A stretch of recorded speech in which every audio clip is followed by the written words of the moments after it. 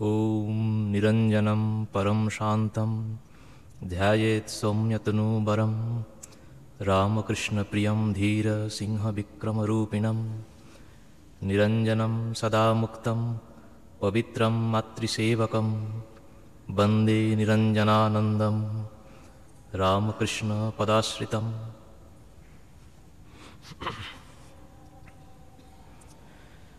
आज पवित्र रक्षाबंधन उत्सव राखी पूर्णिमा श्रीरामकृष्ण परिमंडले आजकेर दिनटी उद्यापित होच्छे स्वामी निरंजनानंदजी महाराजेर शुभ जन्मतिथि उत्सव। जन्म तार उत्तर 24 परगनार राजारहाट बर्तमाने कलकातार एक प्रांत सीमा विष्णुपुर 1862 सन एक मध्यवित्त घोष परिवारे तार जन्म। पितामह तिलक घोष, पिता अंबिकाचरण। नवजात शिशुर नाम हलो नित्य निरंजन। ठाकुर श्री रामकृष्णदेव बोलतेन যারা অবতারের সঙ্গে আসেন তারা কল্প কল্পান্তরের সিদ্ধ ঋষি। অবতার যখন দেহ ধারণ করে আসেন তারা তার সঙ্গে আসেন ভগবানের সাক্ষাৎ পার্ষদ। এরাই ভগবানের কার্যের প্রচার করেন, প্রসার করেন, জগতে ধর্মভাব ছড়ান। এমনই এক পার্ষদ স্বামী নিরঞ্জনানন্দ, पूर्वाश्रमे नित्य निरंजन घोष। ठाकुर बोलतेन अवतारेर साथे जारा आसे तारा नित्य सिद्ध। कारुर बा एटाई शेष जन्म। नित्य सिद्ध कारा? ठाकुर बोलছেন एरा जन्म थेके ईश्वरके चाय। संसारे आर किछु तादेर भालो लागे ना। नित्य सिद्ध केमन? যেমন অরণি কাষ্ঠ, একটু ঘষলেই আগুন, না ঘষলেও হয়। একটু সাধন করলেই সে ভগবানকে পায়, সাধন না করলেও পায়। ঠাকুর যাদের বলতেন নিত্য সিদ্ধের থাক ঈশ্বরকোটি, তাদের একজন বলে চিহ্নিত করেছিলেন নিরঞ্জনানন্দজিকে। ঠাকুর বলতেন যারা ঈশ্বরকোটি তারা রাজার বেটা। 7 তলার চাবি তাদের হাতে। যখন খুশি উঠতে পারে, ইচ্ছা মতো নেমে আসতে পারে। এরা কখনো সংসারে বদ্ধ হয় না। অক্ষয় সেন যখন শ্রীরামকৃষ্ণ পুঁথি লিখছেন তখন তাতে লিখেছেন প্রভুর নিজের লোক নিত্য নিরঞ্জন, ঈশ্বর কোটির থাক লীলায় গোপন, নিত্য সিদ্ধ নিত্য মুক্ত দাগ নাহি গায়, মায়ের কোলের ছেলে কার্তিকের প্রায়। নবজাত শিশু নিত্য নিরঞ্জন যখন বড় হয়ে উঠছেন, কৈশোর, অপূর্ব সুন্দর তার চেহারা, সুঠাম শরীর। খুব শৈশবে তিনি পিতাকে হারান। মাতুল কালীকৃষ্ণ মিত্র, তার বাড়ি বারাসাতে, সেখানে তিনি বড় হতে থাকেন। লেখাপড়ায় খুব আগ্রহ ছিল না, খুব বেশি অগ্রসর হননি প্রথাগত লেখাপড়ায়, কিন্তু নানা বিষয়ে তার জ্ঞান ছিল। ধীরে ধীরে বালক থেকে কৈশোর থেকে যৌবনে পদার্পণ করছেন নিত্য নিরঞ্জন, সুদর্শন, তেজস্বী, নির্ভীক, বীর ভাবাপন্ন। প্রায় বয়স তার 19 বছর তিনি এলেন কলকাতায়। কলকাতায় এসে থাকলেন আরেক মামা রাজকৃষ্ণ মিত্রের বাসাতে। তিনি হোমিওপ্যাথিক ডাক্তার। এর পেছনে আরেকটি ইতিহাস আছে। বারাসাতে থাকার সময় মাঝে মাঝে দেখা যেত তাকে নিশিতে পেত। রাত্রিবেলা হঠাৎ করে তিনি সাড়া দিচ্ছেন, যেন কারুর ডাকে প্রত্যুত্তর করছেন। মাঝরাতে ঘর থেকে বেরিয়ে পড়তেন, কখনো কখনো শ্মশানে চলে যাচ্ছেন। কোনোদিন দেখা গেল বাগানের ঝিলে গলা জলে গিয়ে বসে আছেন। কার ডাকে সাড়া দেন বোঝা যায় না, হঠাৎ করে কেন বেরিয়ে পড়েন। তাকে পাঠানো হলো তাই কলকাতায়। ডাক্তারির পাশাপাশি এই মামা রাজকৃষ্ণ মিত্র তখন প্রেত চর্চা করতেন। তাকে মেসমেরাইজ করে তিনি জানতে পারেন জনৈক ভোলানাথ মুখোপাধ্যায়ের প্রেতাত্মা ভর করে মাঝে মাঝে। এই সময় অর্থাৎ ঊনবিংশ শতকের দ্বিতীয় পর্বে কলকাতায় প্রেত তত্ত্বান্বেষীদের একটি সমিতি গঠিত হয়, ইউনাইটেড অ্যাসোসিয়েশন অফ স্পিরিচুয়ালিস্টস। আমরা যেমন বর্তমানে স্পিরিচুয়ালিজম বলতে আধ্যাত্মিকতা বুঝি, তখন সেই যুগে স্পিরিচুয়ালিস্ট বলতে অনেকটা প্রেত চর্চাকারীদের বোঝাতো। তার মধ্যে বিদেশিরাও ছিলেন, এদেশিরাও ছিলেন। বিখ্যাত বেশ কিছু ব্যক্তিত্বের নাম পাওয়া যায়। তাদের সাথে নিরঞ্জনও সেই দলে যুক্ত হন। জে.জি. মিউজেন্স, অনারেবল ব্রুস, তখনকার দিনের বিখ্যাত সম্পাদক নরেন্দ্রনাথ সেন, এই ডাক্তার তার মামা রাজকৃষ্ণ মিত্র, টেকচাঁদ ঠাকুর নামে পরিচিত ছদ্মনামে সাহিত্যিক প্যারীচাঁদ মিত্র, অমৃতবাজার খ্যাত ঘোষ পরিবারের মৃণালকান্তি ঘোষ, এরা এমনকি জোড়াসাঁকো ঠাকুর পরিবারের দ্বিজেন্দ্রনাথ ঠাকুর। এদের অধিবেশন বসত কখনো বেলগাছিয়ায় পূর্ণচন্দ্র মুখোপাধ্যায়ের বাসায়, কখনো আহিরিটোলায় প্যারীচাঁদ মিত্রের বাসায়। নিরঞ্জন আস্তে আস্তে একজন ভালো মিডিয়াম বলে পরিচিত হয়ে ওঠেন। সেই সময় বেশ কিছু অলৌকিক ঘটনা নিরঞ্জনকে ঘিরে ঘটেছিল। সেই সময়ে নিরঞ্জন ওই রকমই কয়েকজন বন্ধুকে নিয়ে 1882 সাল দক্ষিণেশ্বর এসে উপস্থিত হন। গম্ভীরানন্দ মহারাজ লিখছেন, শোনা যায় প্রথম দর্শনের দিনেই ঠাকুরকে তারা আহ্বান করেছিলেন মিডিয়াম হতে। ঠাকুর তাদের সাথে একটু বসে উঠে পড়েন, কিন্তু নিরঞ্জনকে আপনার লোক বলে ঠিক চিনেছিলেন।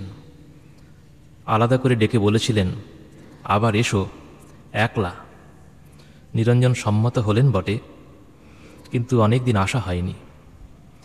প্রেত চর্চায় ব্যস্ত নিরঞ্জন এমনি করেই একটা ঘটনায় একদিন তার বৈরাগ্যের সঞ্চার হল। অত্যন্ত বিত্তশালী এক ভদ্রলোক কলকাতার 18 বছর ধরে ভুগছেন অনিদ্রা রোগে। নিরঞ্জনের শরণাপন্ন হয়েছিলেন। নিরঞ্জনের অলৌকিক শক্তি বলে তিনি আরোগ্য লাভ করেন। কিন্তু নিরঞ্জনের মনে হল, এত ধনী ব্যক্তি, ধন কুবের, 18 বছর ধরে কষ্ট পাচ্ছে, এই ধন সম্পত্তির মালিক হয়ে তাহলে কি হবে? তিনি বলতেন, ধন সম্পত্তির অসারতা সম্বন্ধে মনে গভীর রেখাপাত হল। নিরঞ্জন আবার যখন এলেন ঠাকুরের কাছে, মাঝখানে 2 বছর পার হয়ে গেছে, 1884 সাল। এবার এলেন ভক্ত হয়ে। মাঝে মাঝে কথামৃতে পাওয়া যায় নিরঞ্জন মহারাজের কথা। ঠাকুর বলছেন একদিন মাস্টারমশাইকে, তোমায় নিরঞ্জনের সঙ্গে দেখা করতে বলছি কেন? সে সরল সত্য কিনা এটা দেখবে বলে। একদিন মাস্টারমশাইও এসেছেন, নিরঞ্জনও এসেছেন দক্ষিণেশ্বরে। ঠাকুর বলছেন পরিচয় করিয়ে দিয়ে, ইনি হেডমাস্টার, তোর সঙ্গে দেখা করতে গেছিলেন, আমি পাঠিয়েছিলাম। ঠাকুর নিরঞ্জনকে চিনেছিলেন প্রথম দর্শনেই। এবার যখন আসা শুরু হলো, ঠাকুর তাকে মিষ্টি খাওয়াচ্ছেন, কথা বলছেন। প্রথম দিনেই বলছেন, দেখ নিরঞ্জন, ভূত ভূত করলে ভূতই হয়ে যাবি, আর ভগবান ভগবান করলে ভগবানই হবি। কোনটা হওয়া ভালো? তৎক্ষণাৎ নিরঞ্জন দ্বিধাহীন উত্তর দিয়েছিলেন, তাহলে ভগবান হওয়াই ভালো। লাটু মহারাজ সেই প্রথম দিনের কথা মনে রেখে পরে স্মৃতিচারণ করেছিলেন, নিরঞ্জন ভাই দক্ষিণেশ্বরে যেদিন প্রথম গিয়েছিল সেদিন ঠাকুর তাকে বলেছিলেন, দেখ, তুই যদি সংসারীর 99টা উপকার করিস আর একটা অপকার করিস, লোকে তোকে আর দেখতে পাবে না। বাকি ঈশ্বরের কাছে তুই যদি ৯৯টা অপরাধ করিস আর একটা প্রীতির কাজ করিস, তিনি তোর সব অপরাধ মার্জনা করবেন। জানবি, মানুষের ভালোবাসায় আর ভগবানের ভালোবাসায় এত তফাৎ। নিরঞ্জনের মনে কথাটি গেঁথে গেল। নিরঞ্জন আসা যাওয়া শুরু করলেন। প্রথম দিন ঠাকুর তাকে থাকতে বলেছিলেন। মামা যদি রাগ করেন, থাকা হলো না। কদিন পরে আবার এলেন, এবার ৩ দিন থেকে গেলেন। বাড়ি ফিরলে মাতুলের ভর্ৎসনা সহ্য করতে হলো। দাস দাসীদের বলা হলো যেন নিরঞ্জনকে চোখে চোখে রাখা হয়। কিন্তু তারা দেখল নিরঞ্জনকে ঘিরে সব সময় যেন একটা জ্যোতির্বলয় থাকে। তারা ভয় পেল। নিরঞ্জনকে আর কিছু বলে না। নিরঞ্জন যেমন ইচ্ছা তেমনি যায়। ঠাকুরের কাছে নিরঞ্জন আসছেন। একদিন তাকে ঠাকুর বলছেন, ওরে নিরঞ্জন, দিন যায় যে রে, তুই ভগবান লাভ করবি কবে?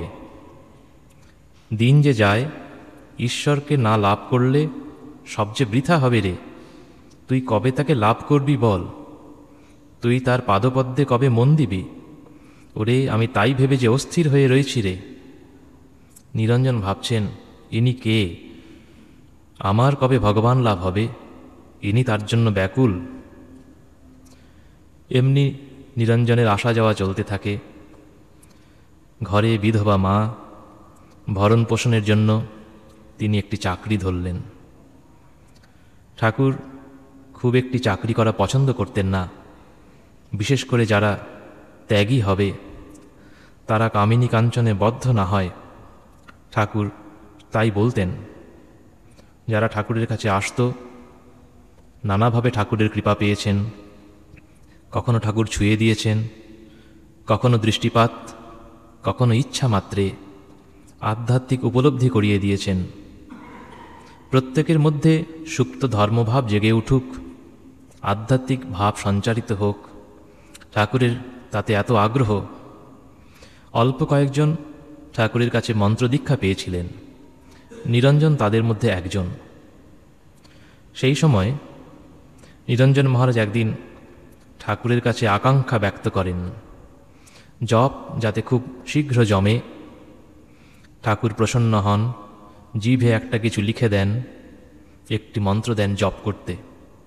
ঠাকুর বলে দিয়েছিলেন, এটি সিদ্ধ বীজ, জপ করলে শীঘ্র ফল হবে। সেদিন রাতে নিরঞ্জন ঘরে এসে যখন জপ করা শুরু করছেন, বলছেন, যেমন একটু জপ করা, ভিতর থেকে তেজ উঠতে লাগলো।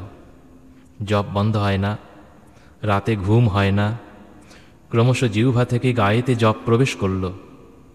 শেষে শরীরের সমস্ত স্থান যেন জপ করতে লাগল। মন থেকে জপটাকে তাড়িয়ে দেওয়ার চেষ্টা করলেন। জপ দ্বিগুণ জোরে হতে থাকল। আর কিছু ভাবার সময় নেই, অন্য চিন্তার সময় নেই।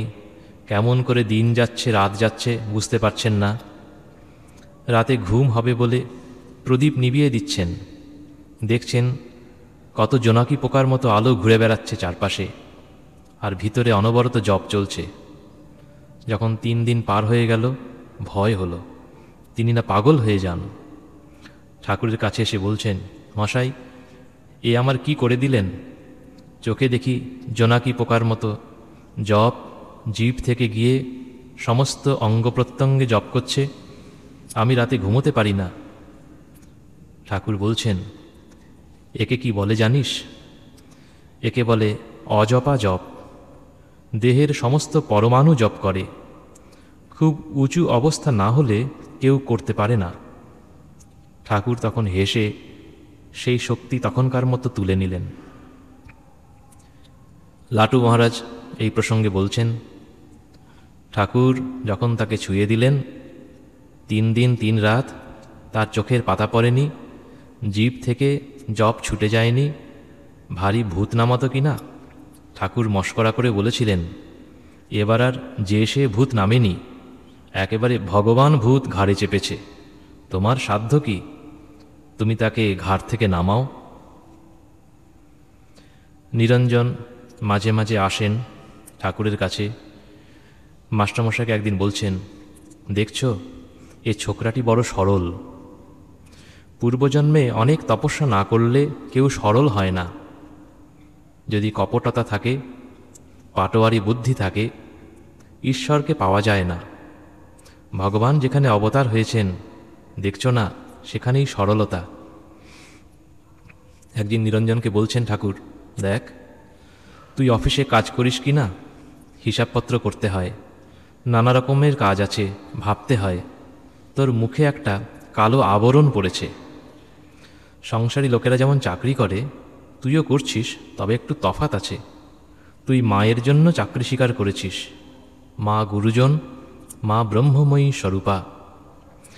ঠাকুর চাইতেন যারা চিহ্নিত ভক্ত তারা যেন চাকরি করে কাঞ্চনের মায়ায় জড়িয়ে না পড়েন।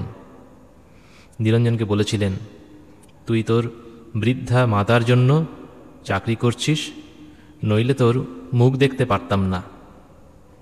নিরঞ্জন বিবাহ করেননি, বিবাহে মন নেই। ঠাকুর খুব খুশি। মাস্টারমশাইকে বলছেন, দেখো নিরঞ্জন বলেছিল, তাকে সবাই বলেছে বিয়ে দেবে, সে বলছে আমাকে ডুবাবে কেন? চাকরি করেন, তাই শনি রবিবার বা ছুটির দিন আসতে পারেন, অন্য সময় আসা বিশেষ হয় না। মাঝে মাঝে আসেন। ঠাকুর অন্তর্যামী, তিনি কোথায় আছেন, কি করছেন, ঠাকুর সব জানতে পারেন। একবার তিনি ছিলেন মুর্শিদাবাদে, সেখানে কাজে ব্যস্ত। ফিরে আসার পর ঠাকুর তাকে বলছেন তিনি কোন দিন কার ঘোড়ায় চেপে গেছেন, সব গল্প। তিনি ভাবছেন ঠাকুর কেমন করে জানেন সব কথা। দক্ষিণেশ্বরে মাঝে মাঝে আসেন। একদিন এসেছেন কীর্তন হবে, বিখ্যাত কীর্তনিয়া শ্যামাদাস হাজির। ঠাকুর গেলেন কলকাতায় দুর্গাপূজায় মহাষ্টমীর দিনে রামচন্দ্র দত্তের বাড়িতে, সঙ্গে নিরঞ্জন। সেখান থেকে অধর সেনের বাড়িতে নিরঞ্জন সঙ্গেই ছিলেন। সে রাত্রি আর বাড়ি ফেরা হলো না। দক্ষিণেশ্বরে রাত কেটে গেল, সঙ্গে বাবুরাম, ভবনাথ মাস্টারমশাই। ভোরবেলা দেখছেন ঠাকুর মাতোয়ারা হয়ে নৃত্য করছেন, ভাবে মাতোয়ারা হয়ে জয় জয় দুর্গে, জয় জয় দুর্গে বলে ঠাকুর নৃত্য করছেন। দক্ষিণেশ্বরে মাঝে মাঝেই সব ত্যাগীরা, যুবক ভক্তেরা যখন জমা হতেন, তাদের মধ্যে মজাও হতো। একদিন নরেন, নিরঞ্জন, যোগেন এরা সব পঞ্চবটিতে চড়ুই ভাতি করলেন। ঠাকুরও তাদের সাথে এসে মাঝে মাঝে আনন্দ করে গেলেন। কথামৃতে পাওয়া যায় যেদিন অদর্শনের বাড়িতে বঙ্কিমের সাথে ঠাকুরের সাক্ষাৎ, সেদিন নিরঞ্জনও সঙ্গে ছিলেন। লীলা প্রসঙ্গে শারদানন্দই মহারাজ এক জায়গায় লিখছেন, একবার এদের মধ্যে, এই যুবকদের মধ্যে বেশ বাদানুবাদ হয় দক্ষিণেশ্বরে। মীমাংসার জন্য এলেন তারা ঠাকুরের কাছে। বিবাদের বিষয় হচ্ছে স্বাধীন ইচ্ছা বলে কিছু আছে কি না। ঠাকুর সব শুনলেন, শুনে বলছেন, স্বাধীন ইচ্ছা ফিচ্ছা কারো কিছু আছে রে? সব ঈশ্বরের ইচ্ছাতেই হচ্ছে, তবে মানুষ বোঝে অনেক শেষে। শাস্ত্রে এ নিয়ে অনেক জটিল দার্শনিক প্রশ্ন, তার সমাধান অপূর্বভাবে ঠাকুর করেছেন। বলছেন, একটা গরু লম্বা খোঁটায় দড়ি দিয়ে বাঁধা আছে। যতটা ঘাস সে খেতে পারে সে পুরোটা খেতে পারে, অল্পও খেতে পারে। কিন্তু যদি সমস্ত ঘাসটা খেয়ে সে শেষ করে, তখন গরুর মালিক তিনি এসে চাইলে দড়িটা লম্বা করে দিতে পারেন, চাইলে তুলে নিয়ে গিয়ে খোঁটাটা অন্য জায়গায় বাঁধতে পারেন, তিনি চাইলে দড়ি খুলে তাকে মুক্ত করেও দিতে পারেন। এই হচ্ছে পুরুষকার। হাতের সামনে যতটুকু আছে, যতটা সাধন করা যেতে পারে, ওই গরুটির ঘাস খাওয়ার মতো, ঈশ্বর চাইলে তিনি দড়িটা খুলেও দিতে পারেন। এই অপূর্ব সমাধানে সকলে চমৎকৃত হলেন। ঠাকুর একদিন এসেছেন কলকাতায় রামচন্দ্র দত্তের বাসায়। নরেন্দ্র কাছাকাছিই থাকেন, রামচন্দ্রের আত্মীয়ও বটেন। ঠাকুর তাকে ডাকতে পাঠিয়েছেন। ডাকতে এসেছেন নিরঞ্জন আর কালী, নিরঞ্জনানন্দজি এবং অভেদানন্দজি মহারাজ। নরেন তখন বলছেন, আমি কি করে যাব, মাথায় অসহ্য যন্ত্রণা। অভেদানন্দ মহারাজ স্মৃতিকথায় লিখেছেন, নিরঞ্জন জোর করে তাকে নিয়ে গেল, বলল, তুমি চোখ বুজে চলো, তোমার হাত ধরে ধরে নিয়ে যাব। এমনি করে নিরঞ্জন নরেনকে নিয়ে এলেন ঠাকুরের কাছে। ঠাকুর স্বামীজির মাথা হাত দিয়ে নেড়ে দিতে বললেন, কোথায় কি হয়েছে? আশ্চর্য, স্বামীজির মাথার যন্ত্রণা কোথায় চলে গেল। দক্ষিণেশ্বরে একটা অপূর্ব ঘটনার কথা লিখেছেন শ্রীরামকৃষ্ণ পুঁথিতে। অক্ষয় সেন লিখছেন, সেদিন গোলাপ মা বসে আছেন ঠাকুরের সামনে সেই ঘরটিতে। পুঁথির ভাষায়, পরম সুন্দর অঙ্গ তেজপুঞ্জ তনু, খেলিছে শিশুর সম লয়ে শরধনু। গোলাপ মায়ের খুব কৌতূহল হল। কিছুক্ষণ পর ঠাকুরের সমাধি ভঙ্গ হল। কিছু পরে নিরঞ্জন এসে হাজির হলেন। গোলাপ মা তাকে জিজ্ঞেস করছেন, কোথায় ছিল? নিরঞ্জন উত্তর দিচ্ছেন, তীরধনু নিয়ে খেলছিলাম। ঠাকুর বলতেন, নিরঞ্জনের জন্ম রামচন্দ্রের অংশে। খুব ছোটবেলা থেকেই তার লাঠি খেলা, তীরধনুকে প্রীতি ছিল। যখন চাকরি সূত্রে মুর্শিদাবাদে ছিলেন, সেখানেও তীরধনু নিয়ে খেলেছেন। অনেক পরে যখন তিনি জয়রামবাটিতে গেছেন, অতীতের স্মৃতিতে শ্রদ্ধানন্দ মহারাজ স্মৃতিচারণ করছেন। জয়রামবাটিতে বাঁশবাগানে ঘুরে ঘুরে তিনি লাঠি সংগ্রহ করছেন, কঞ্চি খুঁজছেন, তীর ধনুক বানাবেন বলে ছুরি দিয়ে চাঁচছেন, তেল মাখিয়ে কাপড়ে মুড়ে রান্নাঘরে তাকে রাখছেন, ধোঁয়া লেগে পাকবে বলে। তীর ধনুকে তার খুব প্রীতি ছিল। এই নিরঞ্জন সম্বন্ধে একদিন মাস্টারমশাইকে জিজ্ঞেস করছেন। মাস্টারমশাই বলছেন, বেশ চেহারা। ঠাকুর বলছেন, শুধু চেহারা না, সরল। সরল করা কেমন না, পাট করা জমি, কাঁকড় নাই, বীজ পড়লে শীঘ্র গাছ হয়, শীঘ্র ফল হয়। একদিন ঠাকুরের প্রশ্নের উত্তরে মাস্টারমশাই বলেছিলেন, নিরঞ্জনের চোখের ভাবটি খুব সুন্দর। ঠাকুর বলছেন, শুধু চোখের ভাবটি নয়, সমস্তটাই। ঠাকুর যেমন নিরঞ্জনকে প্রশংসাও করেছেন, তেমনি প্রয়োজন বুঝে তিরস্কারও করেছেন।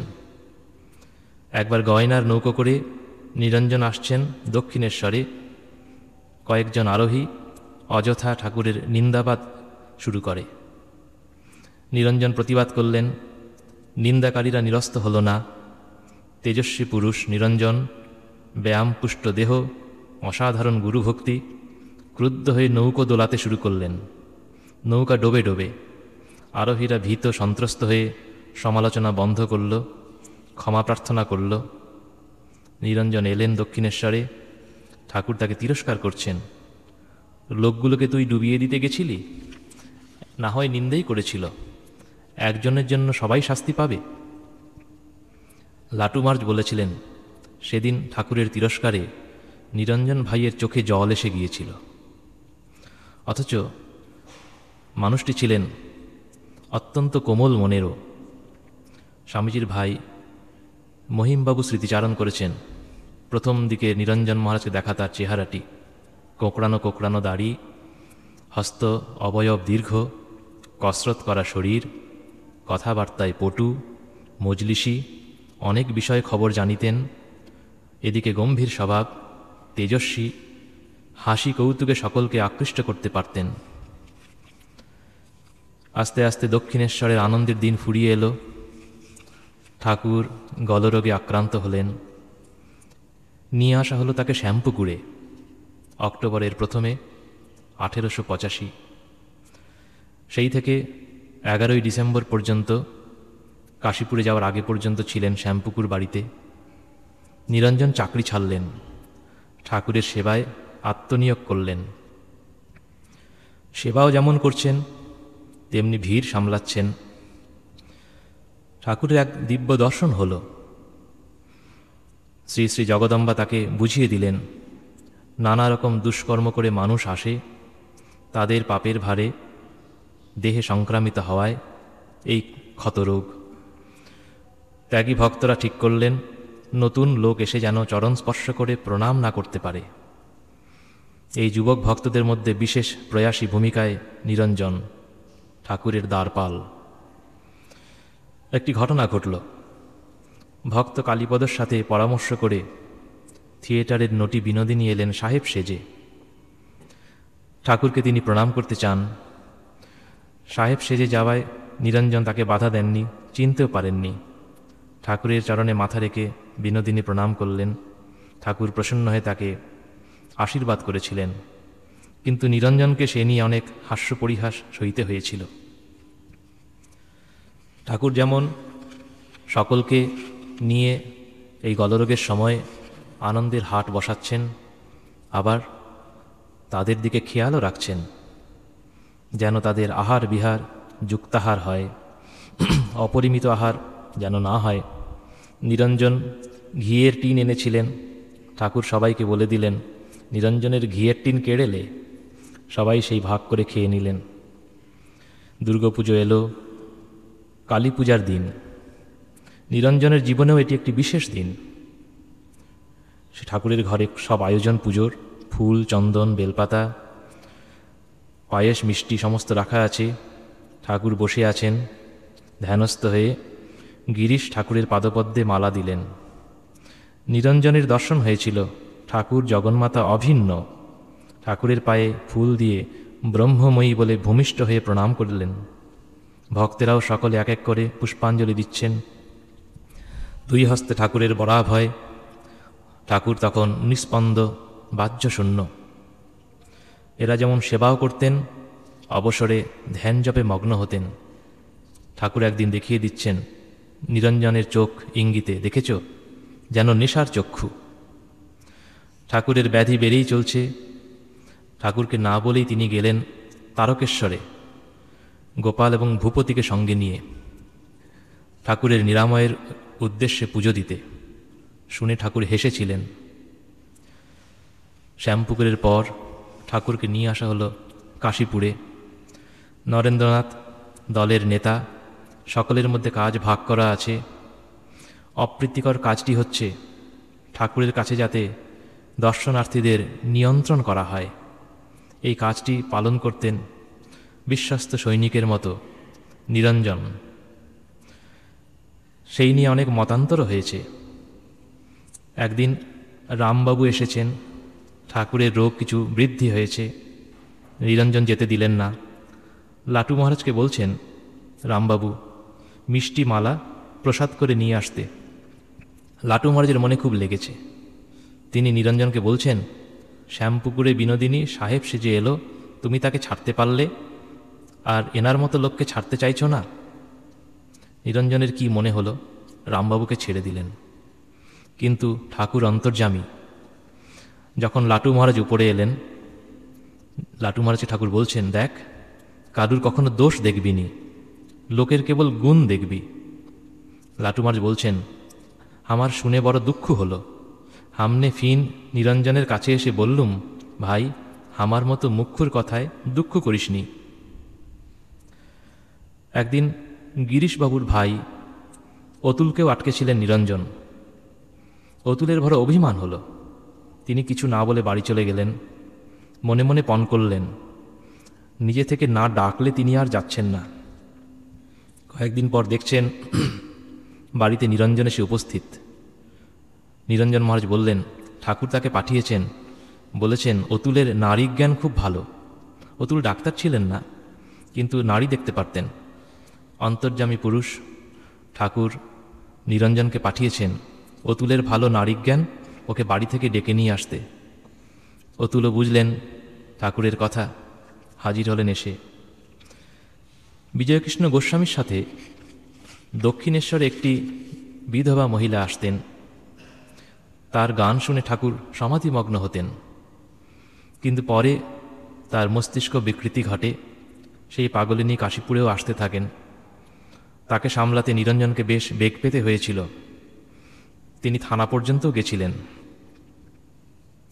এই কাশীপুরে ঠাকুরের কেমন দৃষ্টি এই যুবক ত্যাগী ভক্তদের প্রতি। একদিন পুকুরে মাছ ধরছেন নরেন, নিরঞ্জন, কালী।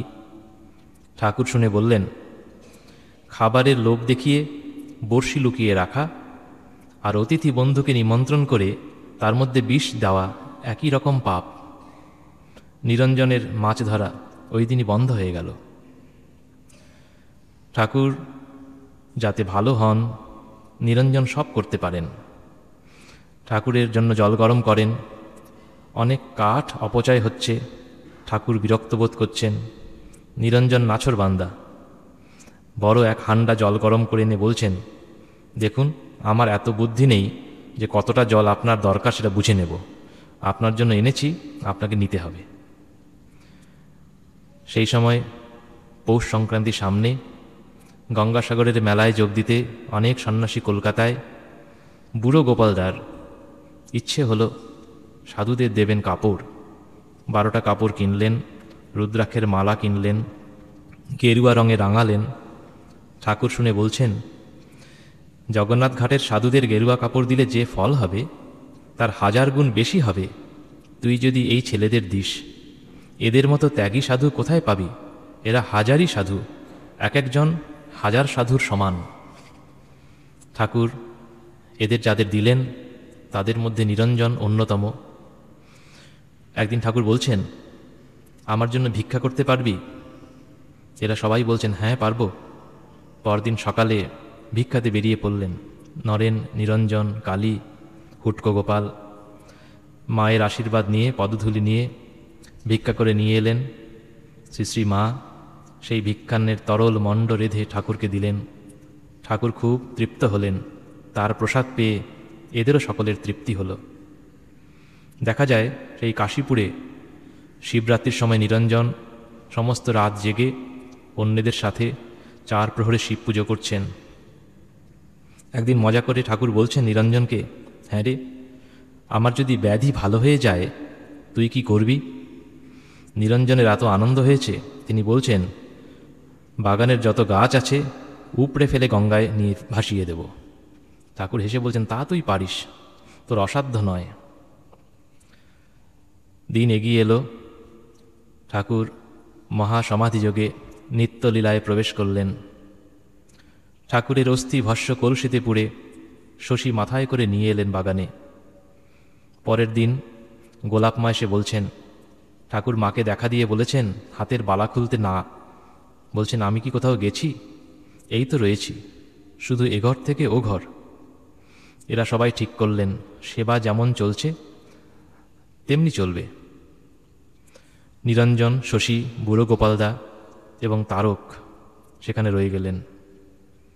প্রবীণ যারা গৃহী ভক্ত তারা ঠিক করলেন যোগদানে কাকুরগাছিতে ঠাকুরের অস্থি সমাধিস্থ করা হবে। আর ত্যাগী এই ভক্তদের, যুবকদের মত গঙ্গা তীরে সমাধি মন্দির হোক। যখন মতের অমিল হল, নিরঞ্জন এবং শশী সেই কলস থেকে অস্থির অনেকটি বের করে আলাদা কৌটোয় ভরে বলরামবাবুর বাড়িতে পাঠিয়ে দিলেন। ঠাকুরের জিনিসপত্র, ব্যবহৃত জিনিসপত্র নিয়ে আসা হলো। কাশীপুর বাড়িটি ছেড়ে দেওয়া হবে। আগস্টের শেষের দিকে জন্মাষ্টমীর দিন জগদ্দানে অস্থি কলস সমাহিত করা হলো। তারপর অক্টোবর মাস বরানগর মঠ শুরু হলো। ভাঙা বাড়ি, সেইখানে মঠ। নিরঞ্জন মাঝ প্রথম দিকে মঠে আসা যাওয়া করছেন। ডিসেম্বরের শেষে নরেনের সাথে তারা কয়েকজন আটপুরে গেলেন। খুব সাধন ভজন, ধুনি জেলে রাতে জপ ধ্যানে কাটানো। সেই দিন সংকল্প হলো 24শে ডিসেম্বর রাতে ত্যাগ বৈরাগ্যের আদর্শে উদ্দীপিত হয়ে তারা সংসার ত্যাগ করবেন। সেই সময়ে একদিন একটি ঘটনা ঘটেছিল। সারদা প্রসন্ন পুকুরে স্নান করতে গিয়ে ডুবে যাচ্ছিলেন। নিরঞ্জন তাকে উদ্ধার করেন। তারা ফিরে এলেন বরানগরে, সন্ন্যাস নিলেন সকলে। ঠাকুর বলতেন, ওরে নিরঞ্জন, তোর কোনো অঞ্জন নেই, তার নাম হল নিরঞ্জনানন্দ। বরানগর মঠে প্রথম দিকে খুব তীব্র বৈরাগ্য, অনেকে তীর্থযাত্রায় বেরিয়েছেন, নিরঞ্জন মহারাজও বেরিয়েছেন, পুরী ঘুরে এলেন তীর্থ করে। পরের বছর শ্রী শ্রী মা যখন ফিরলেন বৃন্দাবন থেকে কামারপুকুরে এলেন, নিরঞ্জন মহারাজ তখন ভাগলপুরে বুড়ো শিবের মন্দিরে তপস্যা করছেন গঙ্গার পাড়ে। তিনি এলেন কামারপুকুরে। সন্ন্যাস গ্রহণের পর এই প্রথম তার মাতৃদর্শন। বরানগর মঠে অভাব ছিল, তীব্র বৈরাগ্যও ছিল। একসময় দুটি মাত্র বহির্বাস, যিনি বাইরে যেতেন পড়ে যেতেন, আর মঠে থাকাকালীন কৌপিন সম্বল। কৌপিনও যখন ছিঁড়ে গেল, দিগম্বর অবস্থা। সুরেশ মিত্র একদিন দেখতে এসেছেন, সব দেখে শুনে কৌতুক করে বলছেন, আরে সব শালাই পরমহংস হলো যে। তারপরে আবার ধীরে ধীরে বহির্বাস জুটল। শ্রী শ্রী মা বলছেন বরানগর মঠের কথা উল্লেখ করে, নিরঞ্জন টন ওরা সব কতদিন আত পেটা খেয়ে ধ্যানজপ নিয়ে কাটিয়েছে। একদিন ঠাকুরের নামে সব ছেড়ে এলো, দেখি তার নামে তিনি পড়ে থাকলে খেতে দেন কি না এই ভেবে ভিক্ষে করতেও গেল না, চাদর মুড়ি দিয়ে ধ্যান লাগিয়ে দিল। সারাদিন কেটে গেল, রাত অনেক হয়েছে। এমন সময় শোনে দরজায় কে ঘা মারছে। খুলে দেখে লালাবাবুর মন্দির থেকে ভালো ভালো খাবার নিয়ে একজন এসেছে। সেই রাতে উঠে সবাই ঠাকুরকে ভোগ রাগ দিয়ে প্রসাদ পেল। বরানগর মঠ অনেকেই বেরিয়ে পড়ছেন তখন তীর্থযাত্রায়। অভাবও বটে, স্বামীজিও মাঝে মাঝেই বেরিয়ে পড়ছেন। একবার হাতরাসে স্বামীজি অসুস্থ, খবর পেয়ে নিরঞ্জন চললেন স্বামীজিকে নিয়ে আসতে। পথে দেখা হলো না। মহাপুরুষ মহারাজ স্বামীজিকে নিয়ে আসছেন কলকাতায়। মাঝ রাস্তায় দুটো গাড়ি ক্রস হয়ে গেল। লাটু মহারাজ যখন নিউমোনিয়া হলো সেই শীতে, শরৎ মহারাজ নিরঞ্জন মহারাজ তার সেবা করছেন। নিরঞ্জন মহারাজ যেখানে যখন যিনি অসুস্থ হয়েছেন সেবা করতে ছুটে যেতেন। যখন বলরামবাবু অসুস্থ নিরঞ্জন মহারাজ, যখন রামবাবু অসুস্থ তখনও নিরঞ্জন মহারাজ পাশে। বাগবাজারে কৃষ্ণ ভাবিনী ছিলেন। ঠাকুর যখন আসতেন বলরাম মন্দিরে তিনি এসে রান্না করে দিতেন। তার যখন শেষ সময় নিরঞ্জন মহারাজ সেই নিঃসহায় সেই বিধবা মহিলার শেষ সময় ওষুধপত্র সমস্ত কিছু দিয়ে সেবা করেছিলেন। বৈকুণ্ঠনাথ সান্যাল একটি স্মৃতিকথায় লিখছেন, বরানগর মঠের ঠাকুর ঘর তখন জমজম করত যখন শশী আরতি করত, আর নিরঞ্জন মহারাজ এবং শশী মহারাজ এমন নৃত্য করতেন মাঝে মাঝে ভয় হতো মেঝে না ভেঙে পড়ে যায়। নিরঞ্জন মহারাজ একদিন একটা ঠোঙায় করে ঠাকুরের জন্য সন্দেশ নিয়ে আসছেন। একটি দরিদ্র রমণী, রাস্তায় তার কোলে একটি ছোট্ট ছেলে। নিরঞ্জন মহারাজের হাতে ঠোঙা দেখে সে কেঁদে উঠল, আমি সন্দেশ খাবো। মা সে ছেলেটিকে যতই শাসন করেন ছেলেটির কান্না বেড়ে ওঠে। নিরঞ্জন মহারাজ তার হাতে ঠোঙাটি ধরে দিলেন, খাও বাবা। রমণী বললেন, না, তুমি ঠাকুর সেবার জন্য নিয়ে যাচ্ছ, এ খেলে ছেলের অমঙ্গল হবে। নিরঞ্জন মহারাজ বললেন, না মা, ছেলের দোষ হবে না, ও খেলে ঠাকুরেরই খাওয়া হবে। ছেলেটির হাতে দিয়ে আবার চললেন সন্দেশ সংগ্রহ করতে। শ্রী শ্রী মা যখন পুরী থেকে কলকাতায় এসে আবার আটপুর গেলেন 1889 সন, স্বামীজি, অভেদানন্দ, মাস্টার মশাই এদের সাথে নিরঞ্জনও এলেন মায়ের সাথে। তারকেশ্বর হয়ে কামারপুকুরে এলেন, জয়রামবাটি এলেন। এই সময় দীর্ঘদিন নিরঞ্জন মহারাজ এখানে থেকেছেন। আবার ফিরে এলেন কলকাতায়। খবর এলো হরিশের মস্তিষ্ক বিকৃতি হয়েছে, মায়ের উপর সে উৎপাত আরম্ভ করেছে। খবর পেয়ে গেলেন নিরঞ্জন মহারাজ, আর হরিশ নিরঞ্জন মহারাজ আসছেন শুনেই পালিয়ে গেলেন বৃন্দাবনে। পরে তিনি সেখানে প্রকৃতিস্থ হন। একবার বৈদ্যনাথ ধামে স্বামীজির সাথে রয়েছেন তারা পূর্ণচন্দ্র মুখোপাধ্যায়ের বাড়িতে। এরা দুজন যখন ভ্রমণে বেরিয়েছেন, দেখেন রাস্তার পাশে এক ব্যক্তি পড়ে আছে, রক্ত আমাশায় পীড়িত, মলমূত্রে সমস্ত অঙ্গ বস্ত্র নিস্তৃত, যন্ত্রণায় অধীর। সেই মুমূর্ষুকে নিয়ে এলেন তার বাসায়। মনে একটু সংশয় ছিল, একে আছেন অন্যের বাসায় অতিথি হয়ে, সেখানে আবার এমনি এক রোগীকে এনে হাজির করা। কিন্তু পুরনোবাবু সেই সন্ন্যাসীদের কার্যে মুগ্ধ হলেন। এরা যা বলেন নিজে তা পালনও করেন। যোগানন্দ মহারাজ যখন এলাহাবাদে বসন্ত রোগে আক্রান্ত, নিরঞ্জন মহারাজ গিয়ে তার সেবা করেছেন। মা তখন একসময় কলকাতায় সৌরিন ঠাকুরের ভাড়া বাড়িতে রয়েছেন। গিরিশবাবুর একটি পুত্র, শিশুপুত্র, তাকে নিয়ে এসছেন মায়ের কাছে। শিশুপুত্রটি কথা বলতে পারত না, কিন্তু ওই সিঁড়ি দিয়ে ওপরে সে যাবেই গিরিশবাবুকে টেনে নিয়ে গেছিল। নিরঞ্জন মহারাজ নিয়ে এসেছিলেন গিরিশবাবুকে সেই সময়ে। মায়ের প্রথম দর্শন গিরিশবাবুর এইখানে। 3 বছর বয়সে যখন এই শিশুপুত্রটির মৃত্যু হয়, খুব শোকে অধীর হয়ে পড়েন গিরিশবাবু। নিরঞ্জন মহারাজ তাকে নিয়ে আসেন জয়রামবাটিতে। গিরিশবাবু বাসনা ছিল সন্ন্যাস নেবেন, মা সম্মতি দিলেন না। গিরিশকে বুঝিয়ে শান্ত করলেন। কয়েক মাস তারা ছিলেন সেই সময় জয়রামবাটিতে। গিরিশবাবু পরে বলেছিলেন, আমরা কি আগে মাকে মানতুম? নিরঞ্জন আমাদের চোখ খুলে দিল। আর গম্ভীর মহারাজ লিখেছিলেন, পূজ্যপাদ স্বামী নিরঞ্জনানন্দ তখন শুধু যে মাকে মানিতেন তাহাই নহে, ভক্তমহলে অকুণ্ঠ হৃদয়ে তাহার মহিমা খ্যাপন করিয়া বেড়াইতেন। ত্যাগী সন্তানেরা প্রথমাবধি শ্রী মাকে জগদম্বা জ্ঞানে ভক্তি শ্রদ্ধা করিতেন, তাহাকে সহৃদয়ে স্থাপনপূর্বক ভক্তি অর্ঘ্য প্রদান করিতেন। কিন্তু নিরঞ্জনানন্দজির মতো তাহারা ডাকিয়া হাঁকিয়া প্রচার করিতেন না। স্বামী নিরঞ্জনানন্দ যাহা সত্য বলিয়া বুঝিতেন, তাহা অকুত ভয়ে সর্বসমক্ষে প্রচার করিতেন। ইহারই ফলে গিরিশচন্দ্র প্রভৃতি অনেকে শ্রী মায়ের স্বরূপের কিঞ্চিত আভাস পাইয়াছিলেন। একসময় আলমবাজার মঠে উঠে এলো বরানগর থেকে। তখন একটু সচ্ছলতা এসেছে, ভক্ত সংখ্যা ক্রমে ক্রমে বৃদ্ধি পাচ্ছে। নিরঞ্জনানন্দ মহারাজ যখন আলখাল্লা পরে পাগড়ি পরে লাঠি হাতে বেড়াতেন, লোকে চেয়ে চেয়ে দেখত। আলমবাজারে আসার পর নিরঞ্জন মহারাজের ইচ্ছা হলো ঠাকুরের একটি সিংহাসন হবে, একটি পালঙ্ক হবে। শ্যামবাজারে গিয়ে এক বৃদ্ধ ছুতোর মিস্ত্রির দোকানে তিনি তদারকি করে সিংহাসন তৈরি করলেন, পালঙ্ক তৈরি করলেন। বলরামবাবুর বাড়িতে একটা বইয়ে তিনি জাপানি কাসরের বর্ণনা পড়লেন। কেনার ইচ্ছা হলো, মাস্টারমশাই টাকা দিলেন, ঠাকুর ঘরের জন্য একটি কাসর এবং বাজাবার ডান্ডা কিনলেন। এই শুরু হলো রামকৃষ্ণ মঠ মিশনে আরতির সময়ে গং বাজানো, এই তার ইতিহাস। এমনি করে ঠাকুর ঘরের অনেক জিনিস তিনি করেছিলেন।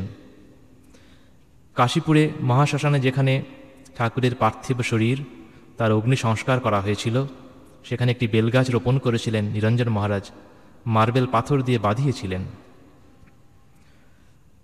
একবার শশী মহারাজ ওই একবারই মঠ ছেড়ে বেরোন, কিন্তু কামারকুণ্ডু অবধি গিয়ে অসুস্থ হয়ে পড়েন। নিরঞ্জন মহারাজ তাকে গিয়ে নিয়ে আসেন এবং তার সেবা শুশ্রূষা করেন। যখন রাজা মহারাজ, হরি মহারাজ এরা সব তীর্থ পর্যটন করছেন, নিরঞ্জন মহারাজও বেরিয়েছিলেন। দেখা হয়েছিল তাদের আবু পাহাড়ে। পরে নিরঞ্জন মহারাজ বলেছিলেন, আগের রাখাল আর নেই, কথাবার্তা কি মিষ্টি হয়েছে, অনবরত জপ করছে, তার উন্নত অবস্থা দেখে খুব আহ্লাদ হলো।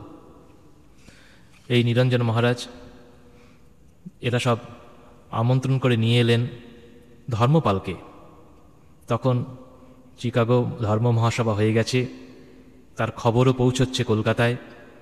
ধর্মপাল এসে পৌঁছেছেন কলকাতাতে, এক রাত রইলেন আলমবাজার মঠে। তিনি আমন্ত্রণ করলেন নিরঞ্জন মহারাজকে সিংহলে যাবার জন্য। দক্ষিণ ভারতের কাগজে প্রচার হয়ে গেল, বিবেকানন্দের গুরুভ্রাতা শীঘ্র কলম্বোতে আসছেন। খবরের কাগজে লেখা হলো, শ্রীযুক্ত ধর্মপাল এবং এই সব যুবক সন্ন্যাসীদের প্রচেষ্টায় হিন্দু বৌদ্ধদের মধ্যে এক নূতন প্রীতির সম্পর্ক গড়ে উঠছে। নিরঞ্জন মহারাজের সিংহলে যাওয়া সে যাত্রায় হয়নি, কিন্তু দক্ষিণ ভারতে গেছিলেন এবং দক্ষিণ ভারতে নানা জায়গা পরিভ্রমণ করেছেন। কন্যাকুমারী, ত্রিবান্দ্রাম, ত্রিবাঙ্কুর রাজ্য, নানা জায়গায়। নিছক ভ্রমণ করেননি, কাউকে যেমন দীক্ষাও দেননি, কিন্তু অনেকের সাথে মিশেছেন, ঘরোয়া পরিবেশে ঠাকুরের কথা, স্বামীজির কথা শুনিয়েছেন। আর সবাই তাকে দেখেছে আদর্শ সন্ন্যাস জীবন কেমন। নিরঞ্জন মহারাজ পরিব্রজ্যায় ঘুরতে ঘুরতে হিমালয় ঘুরেছেন। যখন খবর পেলেন স্বামীজি ফিরে আসছেন, তখন কলম্বোতে তিনি হাজির হলেন স্বামীজিকে অভ্যর্থনা জানানোর জন্য। এই ঘুরতে ঘুরতে যখন তিনি একসময় রায়পুরে এসেছিলেন, পল্টনের একজন সিপাহী সুরজ রাও, তার সাথে তার পরিচয় হয়। পরে ইনি বেলুর মঠে এসে সন্ন্যাস নেন, স্বামীজির কাছে আশ্রয় পান, নাম হয় স্বামী নিশ্চয়ানন্দ।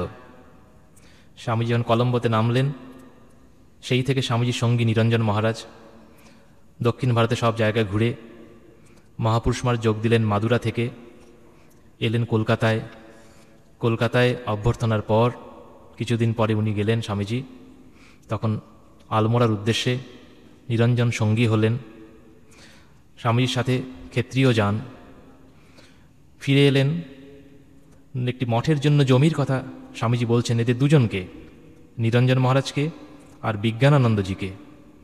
জায়গা খুঁজতে লাগলেন, হয় কোথাও জমি পাওয়া যায় না, নয় বড়লোকেরা বিক্রি করতে চায় না, হয় দাম বেশি চায়, নয় জায়গা ছোট, নয় ঠিক গঙ্গার উপরে হয় না। তারপর একসময় এই জমি পাওয়া গেল, আজ যেখানে মঠ। নীলাম্বরবাবুর বাগানবাড়িতে ভাড়া করে মঠ উঠে এলো, আর এই মঠের জমি চৌরস করার কাজ, বাড়ি, নতুন বাড়ি, পুরনো বাড়িটি মেরামত, দোতলা করার কাজ শুরু হলো। স্বামীজি যখন আলমোড়ার উদ্দেশ্যে যাত্রা করলেন, নিরঞ্জন মহারাজ সঙ্গে গেলেন। স্বামীজি চলে গেলেন কাশ্মীরের দিকে, নিরঞ্জন মহারাজ রয়ে গেলেন আলমোড়ায়। সঙ্গে ছিলেন সুধীর মহারাজ। নিরঞ্জন মহারাজ তাকে সন্ন্যাস দেন, তার নাম হয় স্বামী শুদ্ধানন্দ। পরে সংঘাধ্যক্ষ হয়েছিলেন সুধীর মহারাজ। সেখান থেকে এলেন তারা কাশীতে, ভিক্ষান্নে জীবন ধারণ, তপশ্চর্যা। কাশী থেকে নিরঞ্জন মহারাজ পরে এলেন কলকাতায়। কাশীতে থাকার সময় তার পরিচয় হয়েছিল কেদারনাথ মৌলিক, চারুচন্দ্র দাস, এদের সঙ্গে। একটি আলোচনা চক্র এদের গড়ে উঠেছিল বাড়ির গ্রন্থাগারে। একবার নিরঞ্জন মহারাজ সেই গ্রন্থাগারই ঠাকুরের পুজো করেছিলেন। এদের ইচ্ছাতেই, চেষ্টাতেই পরবর্তীকালে গড়ে ওঠে সেবাশ্রম। যোগানন্দ মহারাজ কলকাতায় যখন মহাসমাধিতে লীন হলেন, নিরঞ্জন মহারাজ তখন উপস্থিত তার রোগশয্যায়। বলতেন, যোগিন, তুমি আমাদের মাথার মণি। সেই নিরঞ্জন মহারাজ কিছুদিন পর গেলেন হরিদ্বারে, তপস্যা করছেন। তারপর শরীর খারাপ হলো, কলকাতায় এলেন। হরিদ্বারে থাকার সময় তার সাথে কেদারনাথ যোগ দিয়েছিলেন। তিনিও এলেন কলকাতায় নিরঞ্জনের সেবা করতে। নিরঞ্জন মহারাজ তখন থাকেন ভবানীচরণ দত্ত লেনে একটি ভাড়া বাড়িতে। মাস্টারমশাই বাড়িটি ভাড়া করে দিয়েছেন সেবার জন্য। স্বামী ব্রহ্মানন্দ মহারাজ এরা সবাই থেকে তার চিকিৎসা করছেন।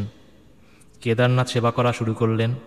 কদিন পরে বোধানন্দজি এলেন বেলুর মঠ থেকে, কিন্তু এই দুই সেবক অসুস্থ হয়ে আবার বেলুর মঠে ফিরে যেতে বাধ্য হলেন। নিরঞ্জন মহারাজকে এনে রাখা হলো একটি বাড়িতে, আরেকটি ভাড়া বাড়ি, অখিল মিস্ত্রি লেনে। এবার সেবার ভার নিলেন প্রেমানন্দজি মহারাজ। প্রাণ সংশয় হয়েছিল, কিন্তু একটু ভালো হয়ে উঠলেন। ঋতস্বাস্থ্য পুনরুদ্ধার হলো না বটে। স্বামীজি যখন আবার ফিরে এলেন দ্বিতীয়বার পাশ্চাত্য সফর সেরে, তখন জাপানি পণ্ডিত ওকাকুরা হাজির। তার সাথে নিরঞ্জন মহারাজকে স্বামীজি দিলেন প্রাচ্য শিল্পের, ভারতবর্ষের শিল্প যে সমস্ত অঞ্চলে, মন্দিরে, নানা জায়গায় ওকাকুরা দর্শন করতে চান, সঙ্গে থাকবেন নিরঞ্জন। নিরঞ্জন মহারাজ যখন ঘুরে এলেন, স্বামীজি তখন অসুস্থ, শরীর খারাপ।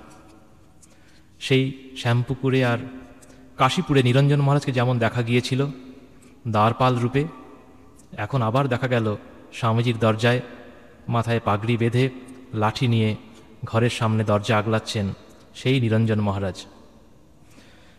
1902 সাল 4 জুলাই স্বামীজি চলে গেলেন।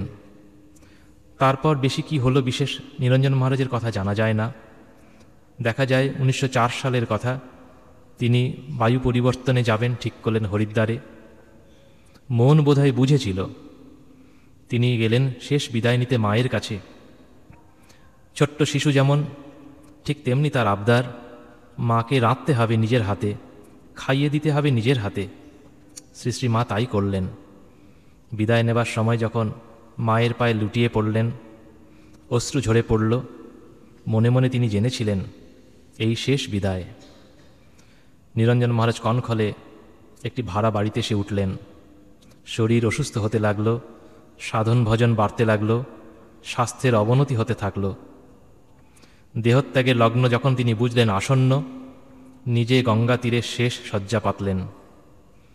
গম্ভীরানন্দজি মহারাজ লিখেছেন, সে দৃশ্য একদিকে যেমন হৃদয় বিদারক, অপরদিকে বৈরাগ্যমণ্ডিত। পুণ্যতোয়া জাহ্নবী সকাশে শেষ শয্যা গ্রহণ করিয়াছিলেন। সেবক কত অনুরোধ জানাইল, শেষ মুহূর্তে সান্নিধ্য লাভ ও সেবার অনুমতি পাইতে। তার মনে গীতার বাণী, অরতির জনসংসদী, জনসমাজে বিরক্তি, সেবককে অনুমতি দিলেন না। সেবক আদেশ অগ্রাহ্য করিয়া নিকটে অগ্রসর হইলে তাহাকে নিরস্ত করিবার জন্য স্বামী নিরঞ্জনানন্দের দুর্বল দেহেও কোথা হইতে যেন অমিত বল সঞ্চার হইল। চক্ষু দুইটি ঠিকরাইয়া পড়িতে লাগিল। বিরক্তির সুরে বলিলেন, তুমি কি আমায় নিশ্চিন্ত মনে মরতেও দেবে না? সন্ত্রস্ত সেবক সরিয়া গেলেন। তিনি যখন আবার ফিরিলেন, তখন অঞ্জনবিহীন, বন্ধনশূন্য নিত্য নিরঞ্জন, জাগতিক সমস্ত সম্বন্ধ হইতে নির্মুক্ত হইয়া চিরসমাধিতে নিমগ্ন। সেদিন ছিল 1904 সনের 9ই মে। নিরঞ্জন মহারাজ ছিলেন তেজস্বী, নির্ভীক সন্ন্যাসী। সিস্টার নিবেদিতা দুটি বিশেষণ প্রয়োগ করেছিলেন নিরঞ্জন মহারাজ সম্বন্ধে, সৈনিক আর ভদ্রলোক। নিরঞ্জন মহারাজ ছিলেন আদর্শ সৈনিক, নিয়মানুবর্তিতায় বিশ্বাসী, ন্যস্ত দায়িত্ব পালনে অবিচল, কর্তব্য কর্ম সম্পাদনে প্রয়োজন হলে কঠোর হয়েছেন, আবার প্রকৃত ভদ্রলোকের মতো অসহায় বিপন্ন মানুষের কাছে সাহায্যের হাত বাড়িয়ে দিয়েছেন। স্বামীজি একবার লিখেছিলেন চিঠিতে মহাপুরুষ মহারাজকে, নিরঞ্জন লাঠিবাজি করে বটে, তার মায়ের উপর বড় ভক্তি, তার লাঠি হজম হয়ে যায়। নিরঞ্জন মহারাজ কোনো কিছুরই আকাঙ্ক্ষা করতেন না। মান যশের তো নয়ই, মঠ মিশনেরও কোনো পদাধিকারী কখনো ছিলেন না, কোনো আশ্রম প্রতিষ্ঠা করেননি। তার জীবন, তার বাণী, এই কথাটা বহু ব্যবহৃত হলেও নিরঞ্জন মহারাজ সম্বন্ধে যদি বলতে হয়, ওই কথাটি আবার ফিরে বলতে হয়, তার জীবনই তার বাণী, তাই চিরদিন স্বমহিমায় ভাস্বর। নাস্তি মায়াঞ্জনম যস্য রঘুবীর পরাক্রমম ন্যাসিনাঞ্চ বরিষ্ঠম বৈ বন্দে ভক্ত্যা নিরঞ্জনম। ওম শান্তি শান্তি শান্তি। শ্রীরামকৃষ্ণার্পণমস্তু।